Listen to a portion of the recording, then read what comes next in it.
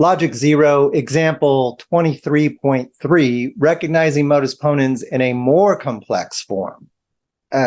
Let's take this example, and with our mind's eye, let's bracket the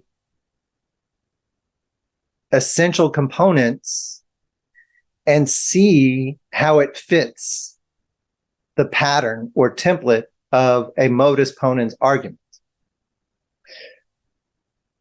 So we notice that the dominant operation of the first premise is material consequence. That fits modus ponens. There needs to be more, but that at least is in the right direction. So let's look at the antecedent of that material consequence. And we see, oh, that antecedent is being affirmed in the second premise. Another indication that this follows the pattern of modus ponens. Now let's look at the consequent of the first premise. The consequent, C and D, that is the conclusion of the argument.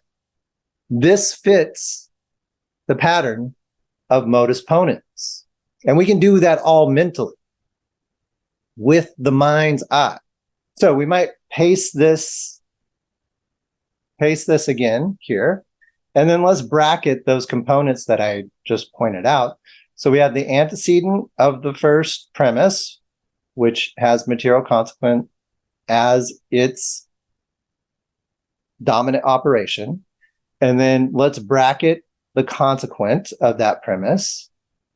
Let's bracket the second premise, and we see that it matches the antecedent of the first premise.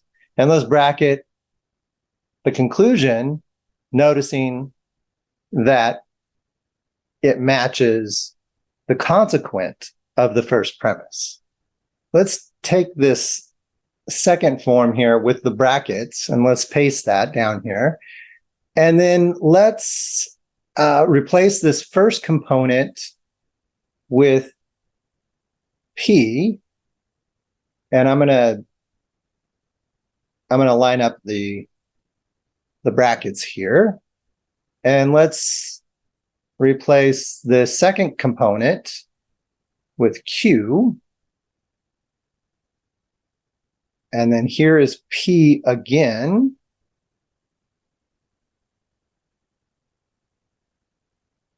and finally Q.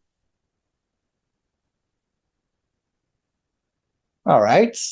And if we get rid of the brackets now, so let's copy this and get rid of the brackets. Again, I don't want you to have to do all of this scratch work. I want you to be able to do this mentally with your mind's eye. So that you can just see that this is modus ponens.